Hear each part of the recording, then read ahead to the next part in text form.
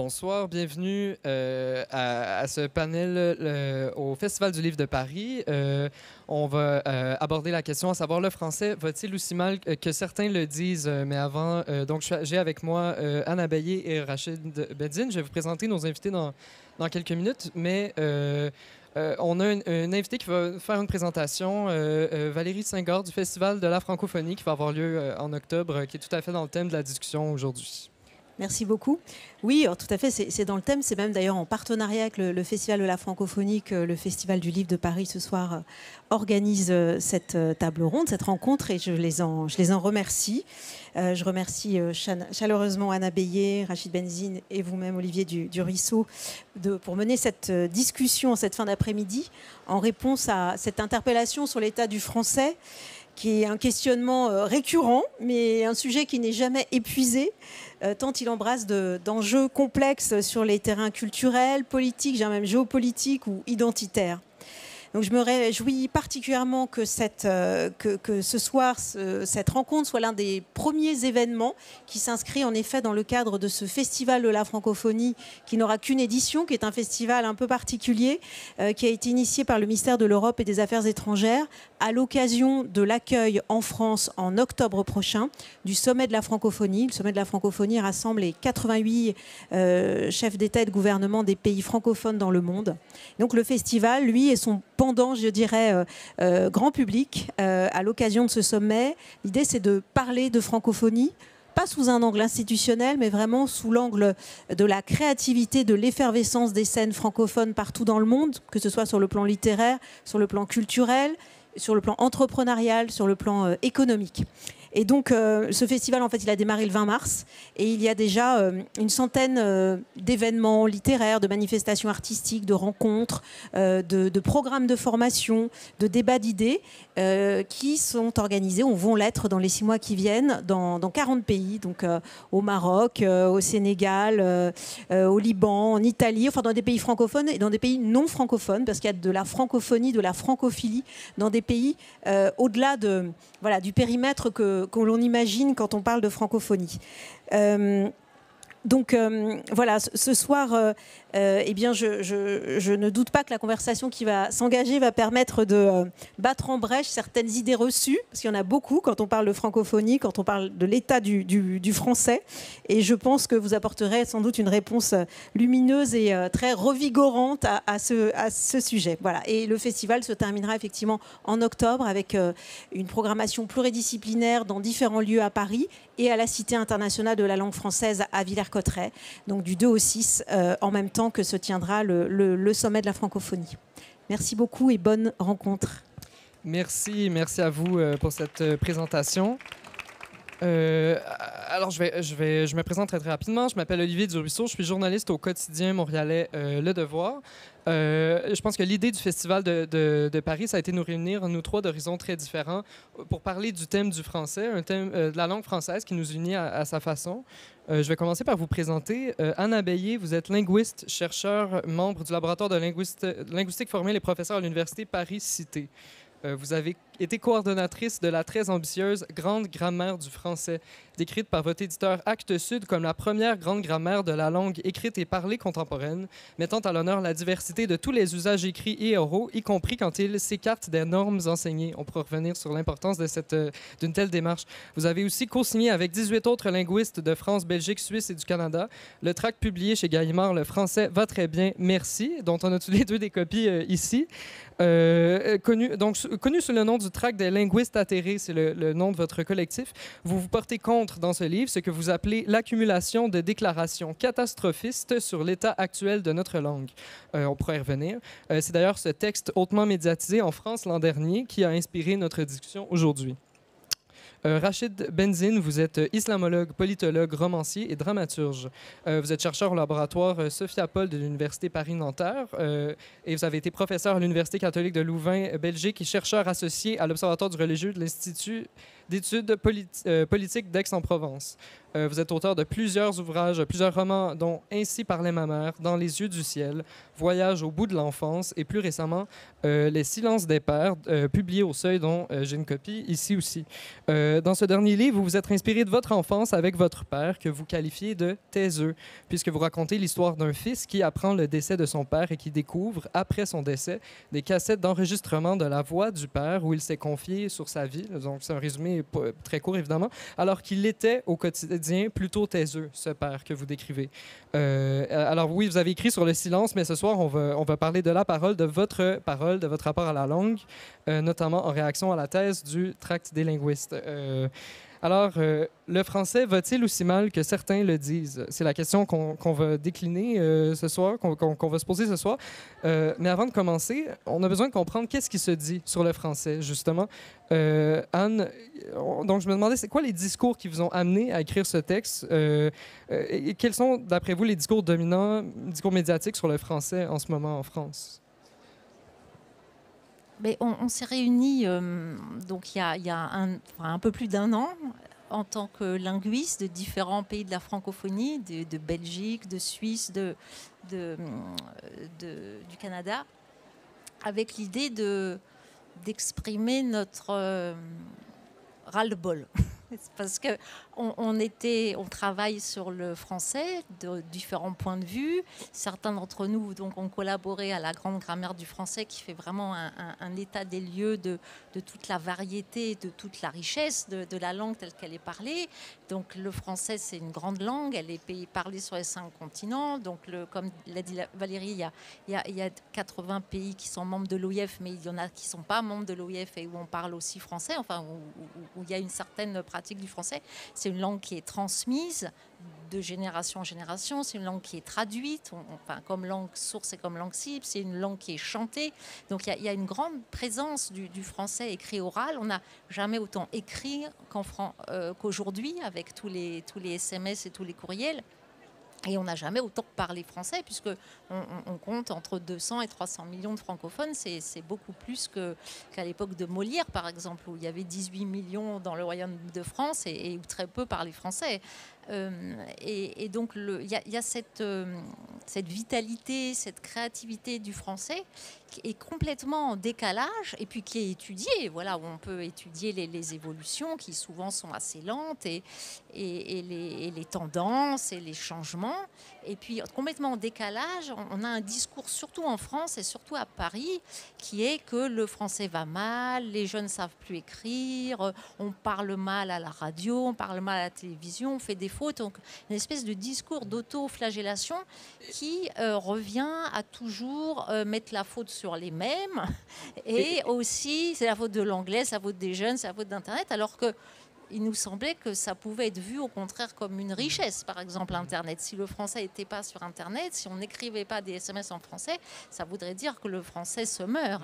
Et donc on voulait rétablir des faits contre les idées reçues et aussi remettre un peu de scientificité. Voilà, dire on n'entend jamais les linguistes dans les médias, on donne la parole à des mamans qui s'affligent des fautes d'orthographe de leurs enfants ou à des profs d'autres choses que du français.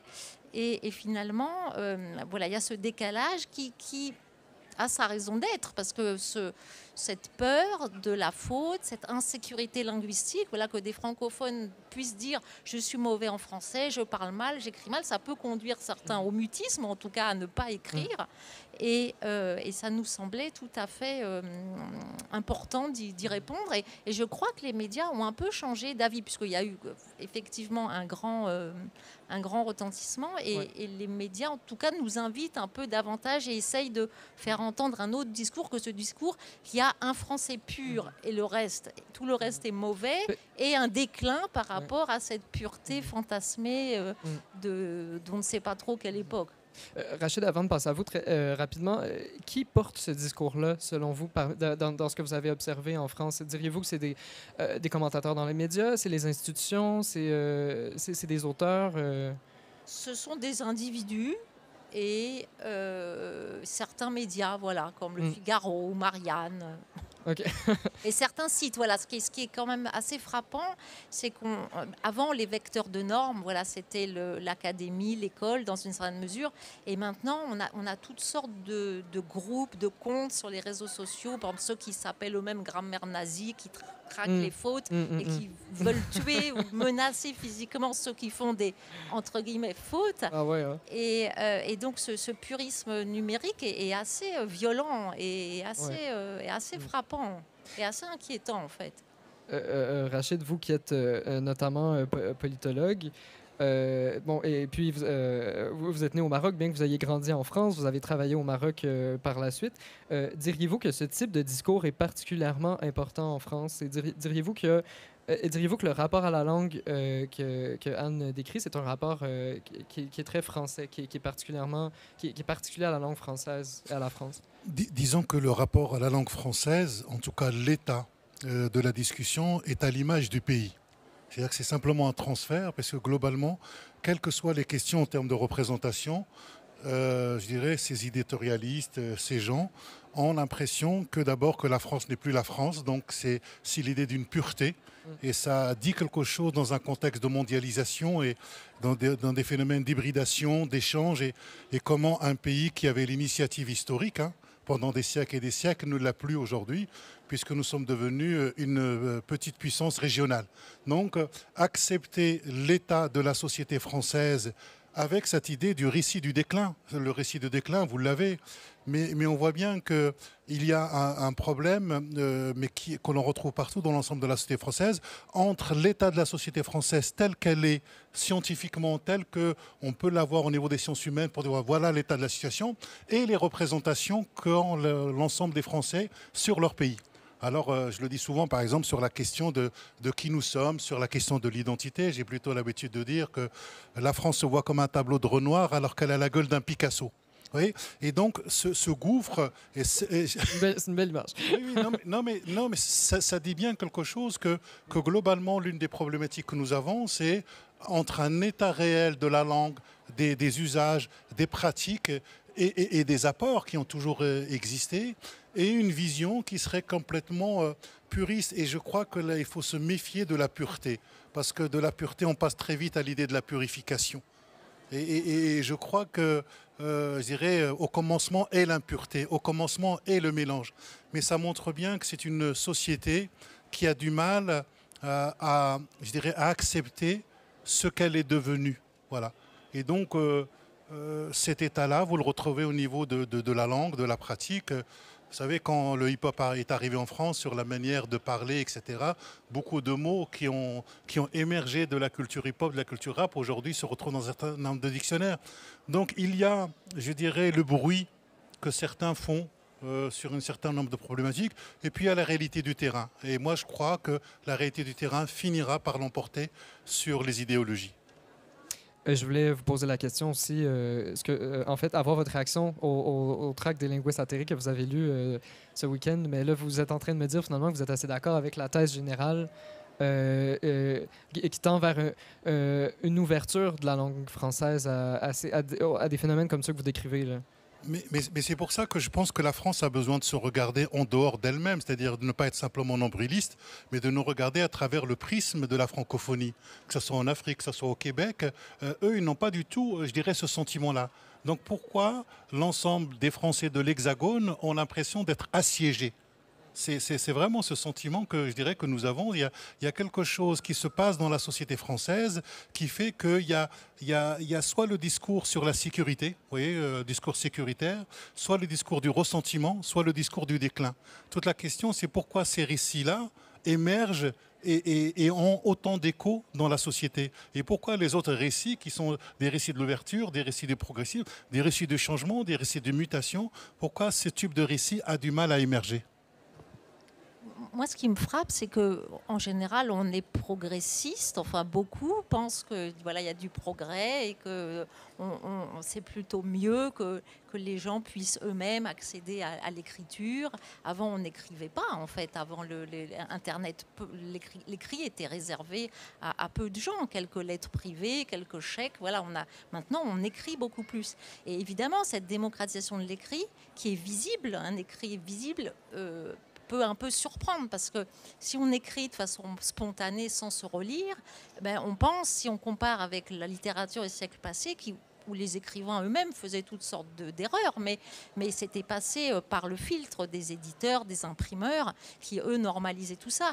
Et maintenant, on est exposé à un écrit beaucoup plus démocratique et beaucoup plus spontané, avec des ratés, comme quand on écrit vite, avec des tournures familières qu'on pensait réservées à l'oral. Et c'est ça qui peut aussi inquiéter, que maintenant, voilà, tout le monde s'empare de la langue et tout le monde ose écrire, et il y a tout ce système de, faut peut-être pas le dire ici, je sais pas, d'auto-édition. Voilà, il y a beaucoup de jeunes, par exemple, qui écrivent des fictions, qui écrivent des poèmes, et qui circulent entre eux et qui passent pas forcément par un éditeur. Mais souvent, voilà. Donc, ce qu'on voulait faire aussi dans ce tract, c'était permettre aux francophones de se réapproprier leur langue, de pouvoir dire, oui, je parle comme ça, j'ai le droit de parler comme ça, je fais vivre la langue, et ce sont pas des institutions ou des normes qui disent quel est le bon et le mauvais français. Ce qu'on a envie de dire, c'est que le bon français, c'est celui qui est approprié à la situation. Et donc le français, comme toutes les langues, connaît une triple variation, et c'est comme ça qu'elle est vivante. Une variation dans le temps. On ne parle pas tout à fait de la même façon qu'il y a 30 ans, qu'il y a 50 ans. Voilà, il y a la féminisation des noms qui est quelque chose d'assez récent pour nous. Si vous entendez les actualités des années 50, la prosodie, la façon de la mélodie est assez différente. Donc on a, et puis les mots des jeunes de mon époque, quand on était jeune, sont plus les mots des jeunes de maintenant. Et chaque génération a ses mots pour justement ne pas être compris des plus âgés. Donc il y a cette variation dans le temps, il y a cette variation dans l'espace, donc on ne parle pas de la même façon au Québec ou au Maroc ou ici. Et ça, c'est quelque chose où on sent un petit changement quand même. Avant, il fallait gommer son accent, il fallait cacher, si on disait 70 ou 90, qui pourtant sont plus logiques que 70, 90. Et maintenant, on revendique un petit peu plus de pouvoir garder son accent, parce qu'à Paris aussi, on a un accent. Tout le monde a un accent, mais il y avait l'accent parisien qui n'était pas reconnu comme un accent, mais les autres étaient non standards. Donc il y a cette variation régionale, et puis qui, au moins pour les mots et les accents, est un peu moins mal vue. Et puis il y a la variation sociale qui, elle, est toujours assez stigmatisante. Et on ne parle pas tous de la même façon, mais en fait, nous, on appelle ça une variation de registre. On ne parle pas vraiment de niveau de langue. Des fois, on dit c'est familier, c'est populaire, c'est relâché. En fait, ce qu'on dit, c'est qu'il y a du formel et de l'informel. Il y a du formel quand on surveille son langage, quand on veut se faire bien voir. Et puis, il y a de l'informel quand on est entre amis, en famille. Et là, il y a toutes sortes de constructions et de vocabulaire, de diminutifs, d'expressions qui sont très importantes pour se faire, pour établir cette connivence entre pairs. Donc, c'est tout à fait important de manier plusieurs registres, et que la langue nous permette de manier plusieurs registres. Oui, donc on n'a pas des usages hauts et des usages bas, on a une variété d'usages qui s'adaptent aux variétés de situations. Exact, parce que dans le tract, vous vous attaquez à toutes sortes de discours qui vont jusqu'à dénoncer certains usages du français, qui ne sont pas seulement reliés à des phénomènes récents de culture populaire ou de féminisation des mots, comme vous dites. En fait, dans le livre, donc je vous l'explique rapidement, vous déconstruisez différents mythes autour de la langue française. Et puis, vous nous dites, donc vous portez cette thèse-là selon laquelle le français, finalement, se porte bien, se porte mieux que ce qu'on dit. Et puis, vous examinez, par exemple, le rapport du français à la culture numérique, à l'écriture inclusive, à l'anglicisation. Donc, on va pouvoir revenir un peu plus tard sur ces différents thèmes-là. Mais donc, d'abord, j'aimerais vous demander, donc, avant d'analyser ces éléments-là qui nuisent à la bonne santé, si je peux dire, de la langue française, comment est-ce que vous concevez, donc je vous pose la question tous les deux, comment est-ce que vous concevez une langue française qui est en santé? Donc voilà, je vous laisse...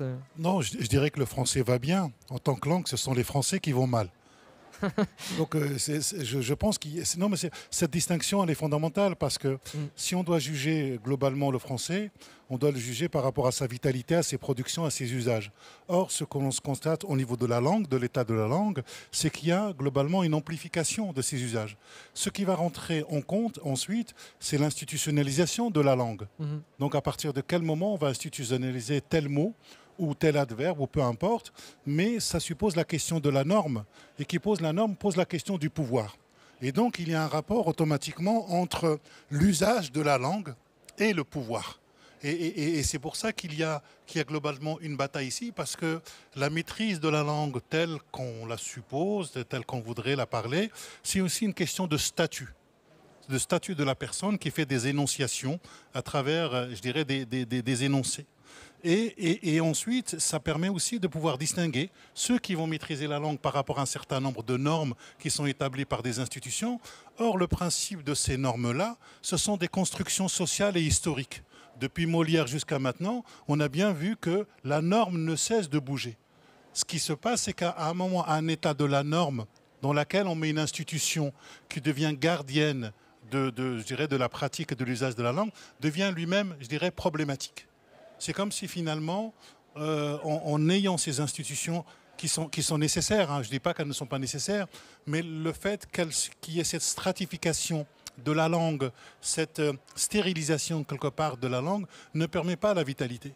Mais lorsque vous vous déplacez dans les espaces francophones, la manière, par exemple au Maroc, en Tunisie, en Algérie, au Mali, et peu importe, la manière dont ils réinventent la langue eux-mêmes avec un certain dialecte, ou comment, par exemple au Maroc et en Algérie, vous commencez une phrase en français, puis en plein milieu en arabe et vous la terminez en français, c'est aussi des usages pratiques. Or, ce que je trouve intéressant, c'est d'abord de vérifier l'état d'une langue, non pas par rapport à une norme que l'on définirait, mais plutôt aux usages.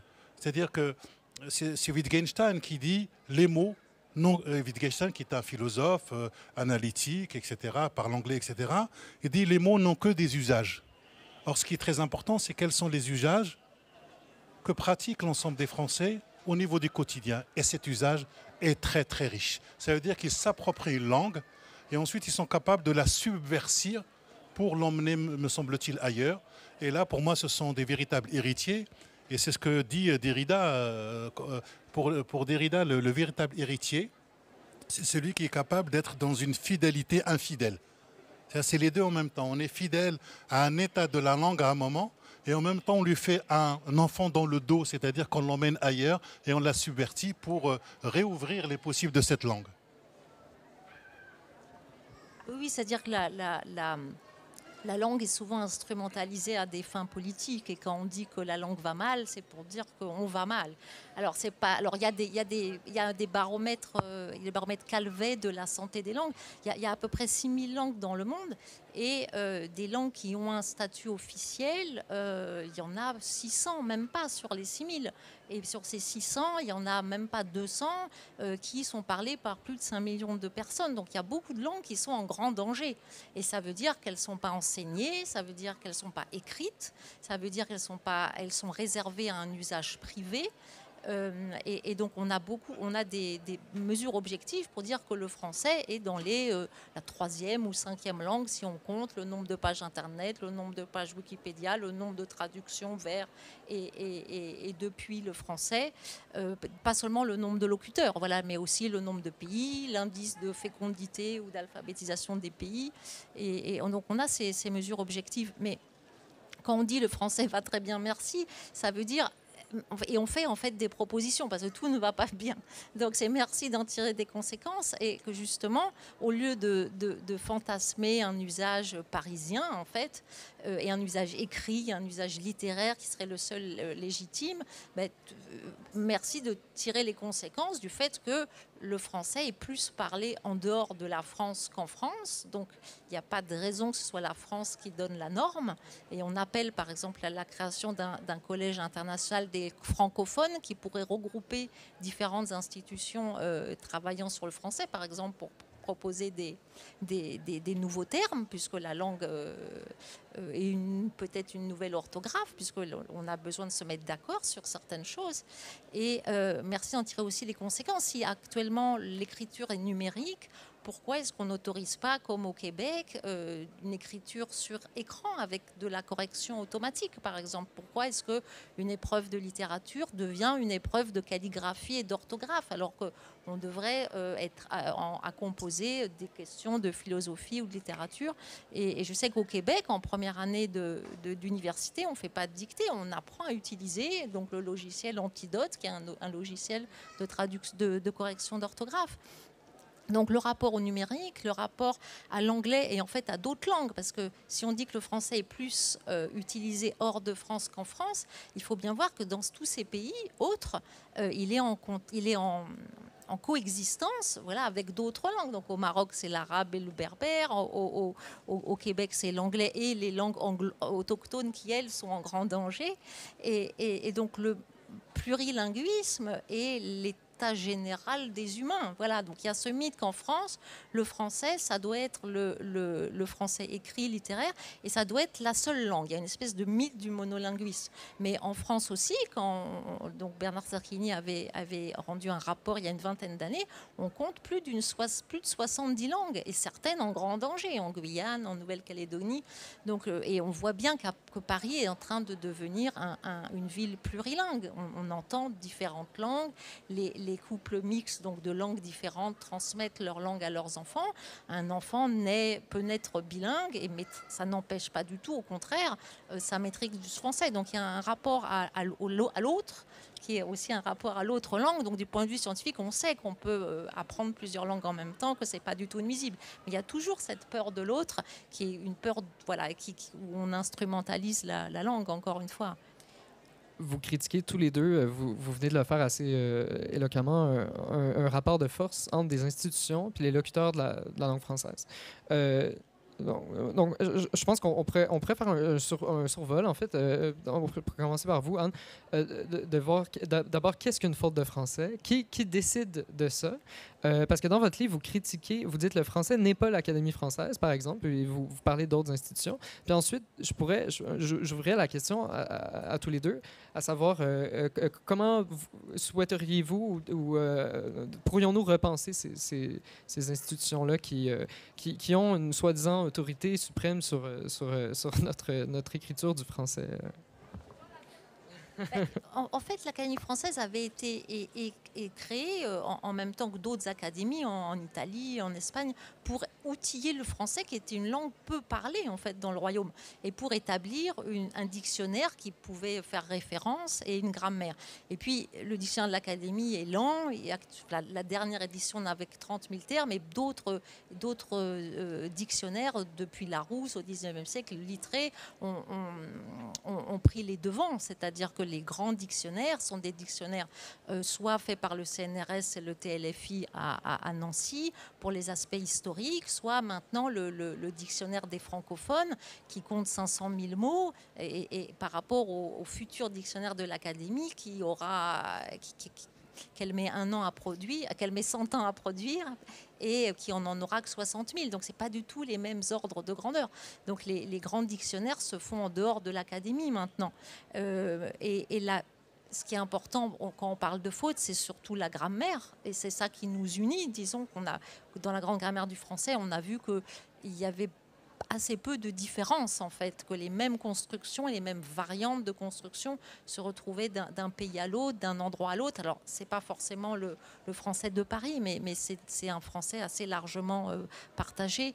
Et quand j'étais au Québec pour présenter cette grande grammaire, voilà, cette insécurité linguistique, cette impression qu'ont les francophones d'être en faute par rapport à une norme qui justement n'est pas une norme officielle et écrite, c'est quelque chose de beaucoup plus diffus. C'est pas, donc là, l'Académie française ne publie pas de grammaire, mais elle a une rubrique qui est dire, ne pas dire, mais qui n'est pas vraiment rédigée par les académiciens, mais qui dit, voilà, il faut pas dire il faut pas dire des fois, il faut dire quelquefois, il faut pas dire après que je sois venu, il faut dire après que je suis venu, mais il y a une évolution qui fait que après que suit avant que, et on dit après que je sois venu. Donc c'est un cas où le subjonctif s'étend et dans d'autres cas le subjonctif ne s'étend pas. Donc c'est il fallait que je vienne et pas il fallait que je vinsse. Voilà, donc le subjonctif imparfait lui régresse et ça sert à rien de dire qu'il faut puisqu'on ne le fait pas. Donc de toute façon l'usage évolue indépendamment de ces conseils ou de ces rubriques, mais il entretient une certaine insécurité. Et donc, au Québec, il y a une insécurité linguistique qui fait qu'il y a quand même un prestige de la France et il y a l'idée que si on parle un français différent, est-ce que c'est un bon français? Est-ce qu'il est aussi légitime? Et je sais que les Québécois étaient très contents de voir que à Paris aussi, on ne met pas « ne ». Par exemple, dans des phrases négatives, on ne met pas « ne ». On le met 10% du cas, on peut le mettre à l'écrit, voilà, c'est un marqueur stylistique important et l'école l'enseigne. Mais à l'oral, on ne le met plus parce que la langue a évolué. Avant, ne était négatif, maintenant, le plus souvent, il n'est pas négatif. Et quand on dit je crains qu'il ne pleuve, ça veut dire je crains qu'il pleuve. Donc si on continue à dire que ne est négatif, les enfants ont du mal à comprendre que je crains qu'il ne pleuve, ça ne veut pas dire je crains qu'il ne pleuve pas. Et donc cette convergence en fait d'évolution entre le français de France, mais pas tel qu'il est officiel, disons tel qu'il est effectivement parlé, était plutôt rassurant pour du côté québécois, que leur français parlé finalement n'est pas très différent du nôtre. Oui, c'est ça, comme quoi ces règles-là sont flexibles et qu'il n'y a pas une autorité suprême justement sur la langue française, vous, vous le dites. Voilà, ça ne veut pas dire qu'il n'y a pas de règles, mais tout à fait, il y a à la fois les règles de l'écrit, les règles de l'orthographe qui sont quand même plus superficielles parce que l'accord du participe passé, on ne l'entend plus. Quand c'est l'accord avec l'objet, il est très curieux, il y a peu de langues où on fait un accord avec l'objet, en plus c'est seulement certains objets suivant leur place. Donc déjà Vaugelas remarquait qu'on ne le faisait pas cet accord seulement si le participe était en fin de phrase, mais dès qu'il est suivi de quelque chose on ne le fait pas. Et avec les pronominaux c'est devenu trop compliqué parce que ça devrait être comme avec être, mais en fait c'est comme avec avoir. Et donc depuis 1900 il y a un arrêté de l'instruction publique qui dit ne comptez pas comme faute l'invariabilité du participe passé avec avoir. Et toutes les associations de professeurs de français, la Fédération internationale de professeurs de français demandent qu'on arrête d'enseigner cette règle d'accord avec l'objet quand il est passé avant et c'est seulement certains objets qui embrouillent les enfants en fait et qui les empêchent de bien accorder avec être ou de bien laisser invariable quand c'est le cas. Donc on peut considérer que c'est une règle zombie, c'est une règle qui n'a plus de raison d'être, mais qui quand même qu'on ressort à chaque fois qu'on veut améliorer. Donc ça fait partie des propositions du tract de laisser le participe passer tranquille oui, puisqu'on ne peut plus l'entendre. Voilà que les choses que j'ai mangées, la chose que j'ai mangée, on n'entend plus. Avant on l'entendait, on allongeait un petit peu le « et », mais plus maintenant. Donc des règles purement graphiques sont, il y a vraiment un coût et de fait c'est peut-être, c'est plus difficile à maintenir que l'accord sujet-verbe, lui, il est vivant, on l'entend. La différence entre participe passé et infinitif, ça, c'est important. Je vais finir que j'ai fini, on peut l'entendre. Mais il y a des règles qui... est-ce que, par exemple, malgré que, c'est une faute? Parce que quand c'est une règle qui cible juste un mot, c'est un peu louche. Une règle, normalement, c'est plus général. Ouais. Et la règle des circonstanciels en français, c'est préposition plus que, avant que, après que, selon que, pendant que. Ça, c'est un moule assez général. Et donc, pourquoi pas malgré que? Il est bien formé. Donc, stigmatisé malgré que, pourquoi au Québec, il n'est pas stigmatisé, justement? Est-ce que c'est plus laid que bien que? Parce que des fois, on dit, oui, mais c'est pas beau. Mais je ne sais pas si bien que est plus beau que malgré que. Mais du coup, comme vous dites fac, nous on dit du coup, ça c'est des différences. C'est ça, exact. Mais c'est, du coup est mal vu et fac est mal vu, voilà. Donc, c'est vrai. Donc, on va dire, il y a quand même d'autres types d'erreurs qui sont l'hypercorrection. Donc les gens disent malgré le fait que pour éviter malgré que, et c'est quand même lourd, et c'est quand même un peu maladroit. Avant d'enchaîner sur ces menaces, entre guillemets, à la langue française, Rachid, j'ai envie de vous demander, puisqu'on parle de règles de français et tout ça, comment est-ce que vous naviguez l'écriture du français dans votre travail de romancier ou en théâtre ou en essai? est-ce que c'est ça, comment est-ce que vous naviguez tout ça, ces différentes règles-là? Est-ce que vous vous sentez libre dans votre écriture ou est-ce que vous sentez que des fois, il y a comme une pression de se plier à certaines règles ou de ne pas savoir où s'en tenir, à savoir comment on écrit telle ou telle chose? Ou est-ce que c'est... En tout cas, je ne me pose pas ce type de questions, mais ça doit être certainement implicite. Ouais. C'est-à-dire que ce sont peut-être des règles que j'ai apprises et qui sont devenues implicites. C'est comme sujet, verbe, complément. Vous voyez, donc il y a des choses je dirais de ce type. Je dirais que lorsque j'écris des essais, c'est plutôt un usage qui est lié à la matière que j'enseigne. Oui, c'est ça. Ouais. Voilà, donc ce sont des règles bien précises avec des références et une manière de s'exprimer. Parce qu'on écrit pour des chercheurs et donc il y a un certain type d'usage de la langue en sciences qui n'est pas du tout le même qu'au niveau de la littérature. Quand je viens au niveau de la littérature, c'est justement pour avoir cet espace de liberté, cet espace de création et de jouer avec la langue. Pourquoi? Parce que j'estime que la place du roman, c'est d'abord le style. C'est comment on travaille une langue, comment on va la polir, etc.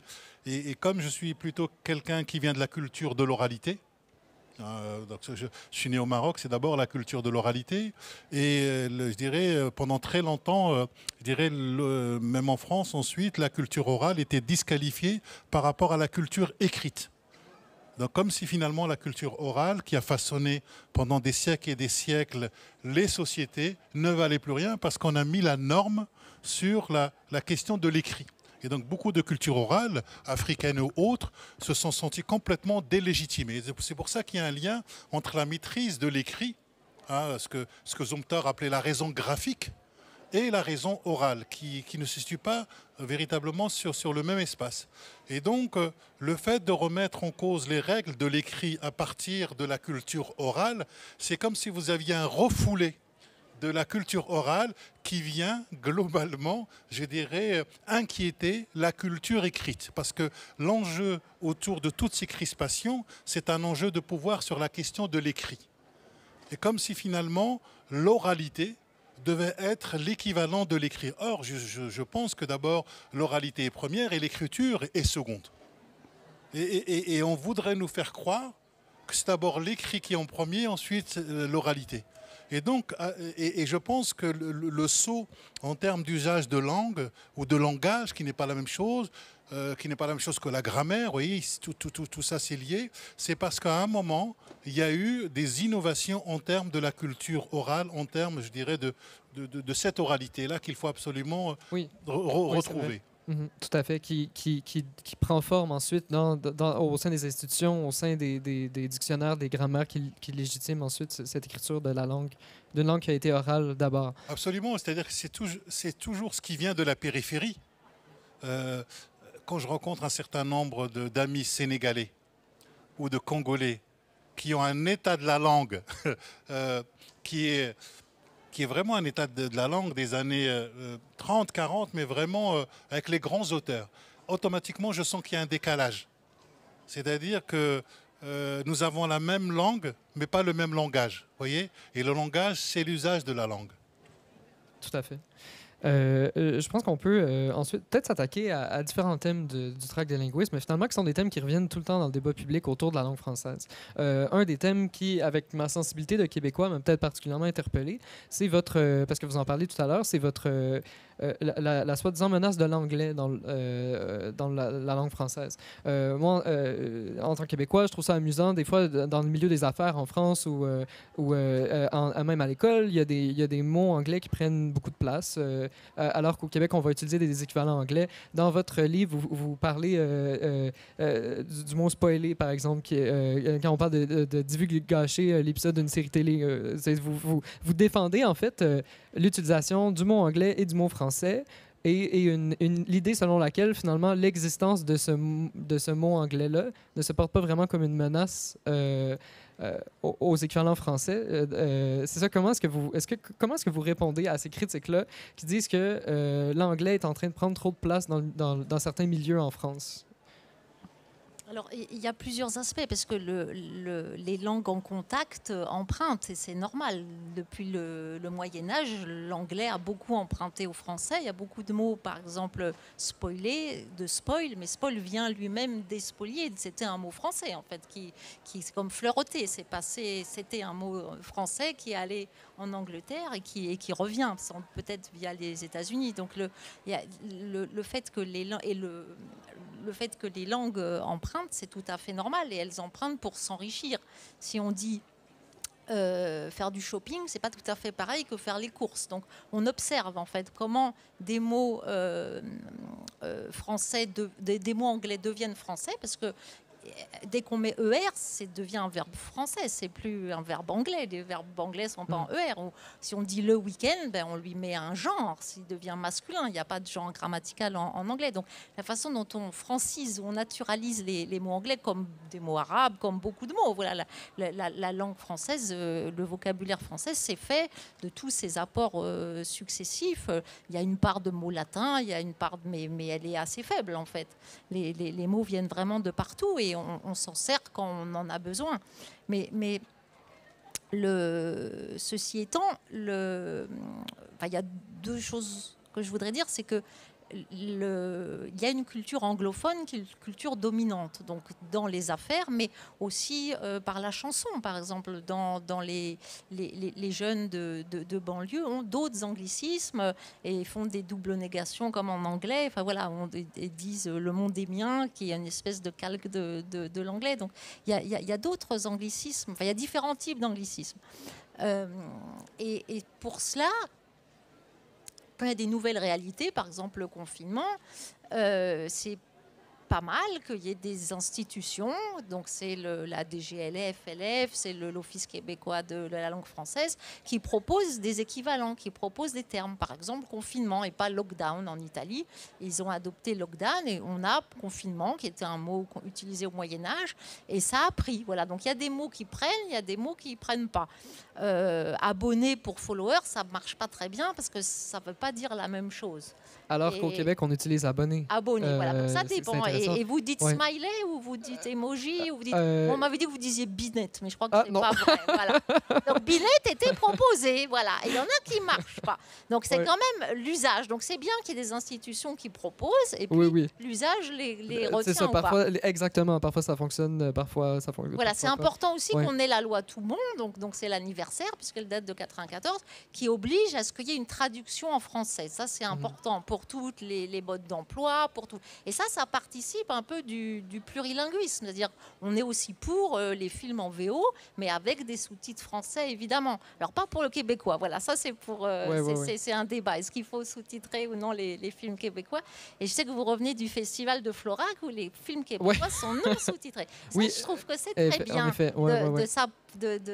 un jour, de peut-être. Je pense à d'autres variantes. Je pense qu'il y a beaucoup de gens dans le milieu du cinéma québécois. Moi, j'étudie en cinéma, je couvre le cinéma comme journaliste. Il y a beaucoup de gens dans le milieu du cinéma québécois, je pense, qui rêvent à ce que les films québécois soient un jour pas sous-titrés en France. Mais en fait, maintenant, c'est d'un producteur à l'autre la décision. Je pense souvent pour les grosses sorties commerciales, les gros succès, ça reste sous-titré, mais peut-être qu'éventuellement, il y a beaucoup d'échanges entre la France et le Québec. De toute façon, peut-être le public français va s'habituer. Et après, la question, la menace de l'anglais, en fait, ce sera une menace sur la grammaire, sur la syntaxe, parce que des mots, il y en a plein, ils vont, ils viennent. Les mots soi-disant franglais de Etiamble, ils ont disparu la plupart. Et donc, voilà, le vocabulaire, c'est comme ça qu'on met à jour les dictionnaires chaque année. Et les grammaires, non. Et donc, on ne voit pas la grammaire du français menacée par l'anglais. Parce que qu'est-ce qui est nouveau dans la grammaire du français depuis 50 ans? C'est la forme des questions. On dit maintenant, à l'oral, on dit plus tu vas où que où vas-tu. Voilà, on met plutôt le mot interrogatif à la fin. C'est une évolution lente qui se produit. Maintenant, c'est majoritaire. C'est pas du tout comme ça en anglais. En anglais, you go where, c'est très bizarre. Voilà, les Anglais continuent à mettre le mot interrogatif avant. Une autre évolution majeure qui souvent est mal vue par les puristes, c'est le doublement du sujet, de dire moi je, nous on, voilà, et pas je. C'est quelque chose qui se fait pas du tout en anglais. Donc on voit que la grammaire du français a ses évolutions propres et qui est pas sensible à l'anglais. Alors évidemment, il y a des slogans en anglais, il y a des noms propres en anglais, et ça peut être agaçant ou énervant, c'est une mode.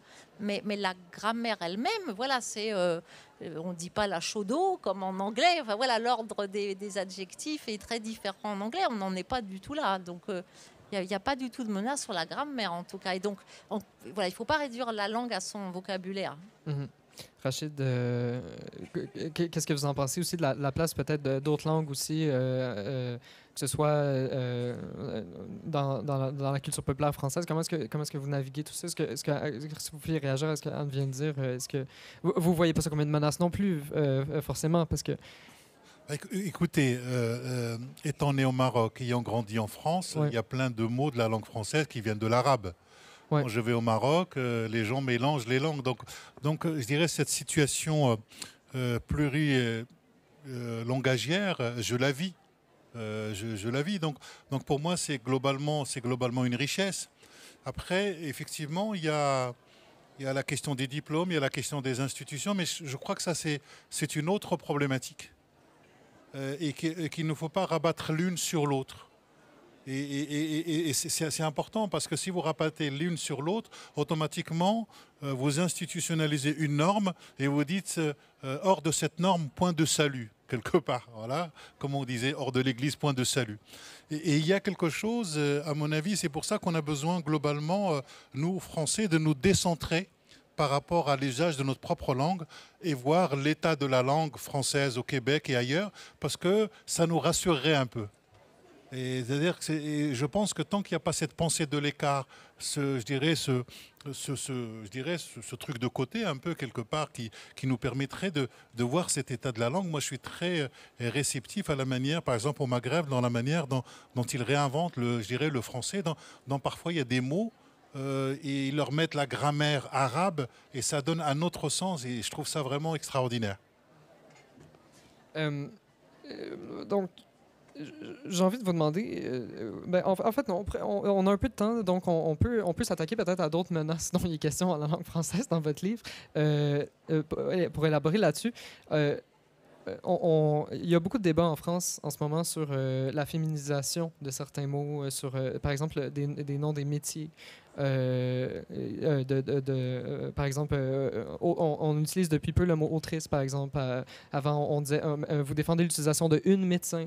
Ça fait partie des recommandations que vous faites. Pourquoi pensez-vous qu'il y a autant de réticence en France à féminiser, alors que dans d'autres pays francophones, c'est accepté?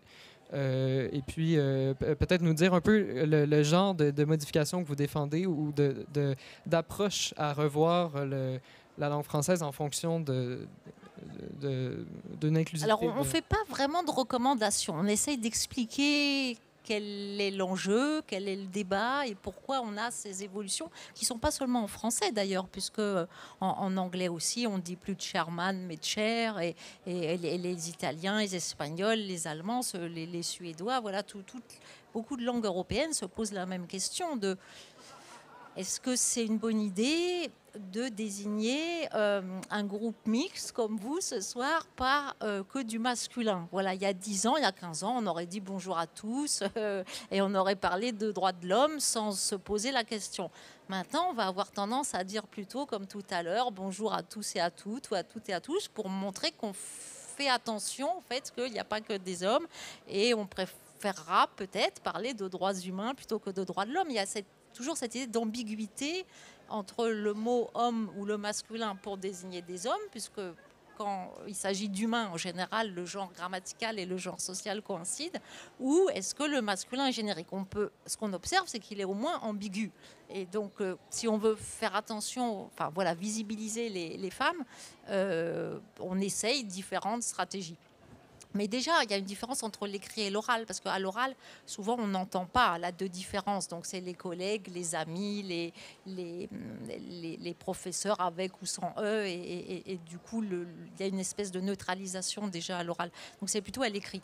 Et donc, la féminisation des noms de métiers, c'est une des façons de faire coïncider, voilà, genre grammatical et genre social. Et un mot comme autrice existait au XVIIe siècle, voilà. Et donc, c'est simplement le réutiliser. Et il y a des gens qui disent c'est moche, mais c'est souvent une question d'habitude, comme une interprétation ou une musique qu'on n'a jamais entendue.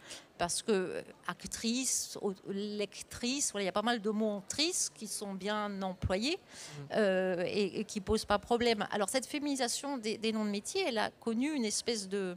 Il y a une espèce de masculinisation au XIXe siècle, quand beaucoup de... voilà, les auteurs étaient plutôt des hommes, le roman a été confisqué par les hommes. Avant, c'était les femmes qui écrivaient des romans, c'était un genre moins noble que le théâtre. Et on a eu ce féminin dit conjugal où la préfète, c'était la femme du préfet et l'ambassadrice, la femme de l'ambassadeur.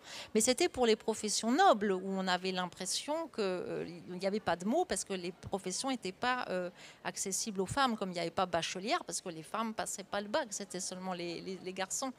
Et pour les métiers moins nobles, voilà, il y a toujours eu des coiffeuses et des vendeuses et des caissières. Ça posait pas problème. Voilà. Et cuisinière, le fait que ce soit ambigu entre l'appareil et la femme, ça posait pas problème non plus. Donc c'est surtout un enjeu de profession noble, disons, avec cette idée. Il y a des femmes elles-mêmes qui disaient si je m'appelle chef 2FE ou directrice ou maîtresse, voilà, ça va être considéré, que ça va être dévalorisé par rapport au nom masculin. Donc moi-même, quand j'ai dirigé mon laboratoire, je me suis appelée directeur et j'étais contente d'être la première fois qu'une femme était directeur. Donc j'investissais la fonction avec le terme. Et puis assez vite, je me suis dit, non, c'est idiot, je suis directrice et voilà. Donc ça, on ne va pas me confondre avec une directrice d'école. Et puis de toute façon, c'est bien aussi d'être directrice d'école. Mais il y a ces connotations qui sont différentes.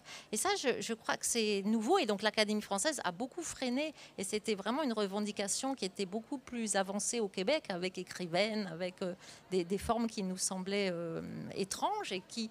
Voilà, dès que l'Académie a dit oui, donc même si officiellement elle n'a pas de pouvoir, dès qu'elle a dit oui, les médias ont suivi et donc les médias en tant que vecteurs de normes ont un rôle vraiment important.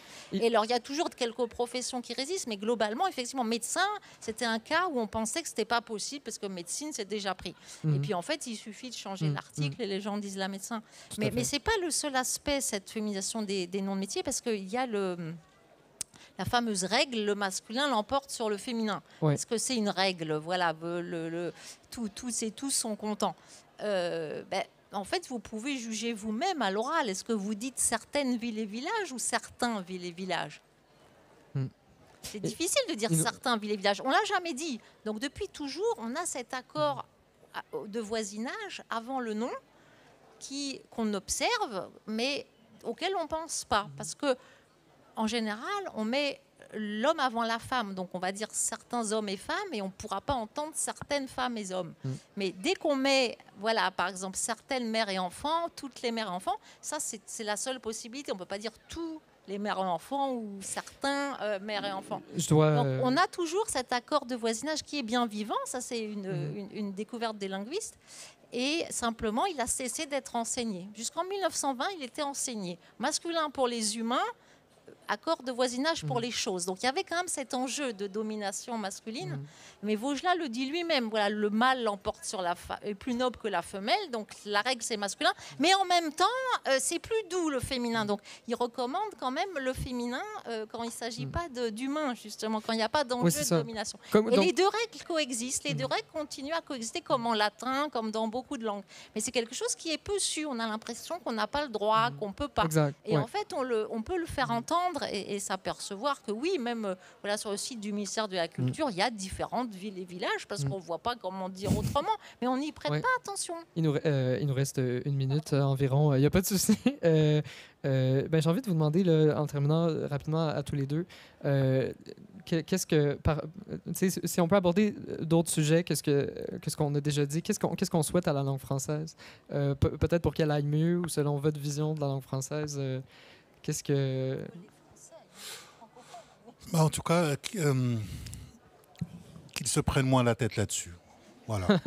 C'est bien. Comme on n'a pas beaucoup de temps, qu'il faut dit. évacuer la salle, à mon avis, voilà, qu'on se prenne un peu moins la tête là-dessus. Voilà. Oui, et sur d'autres problématiques aussi. Qu'on ait moins de complexes et d'infériorité et de supériorité, parce que ça va ensemble, en fait. Tout à fait. Merci beaucoup à vous deux. Très belle conversation. Merci à vous d'avoir été là. Merci.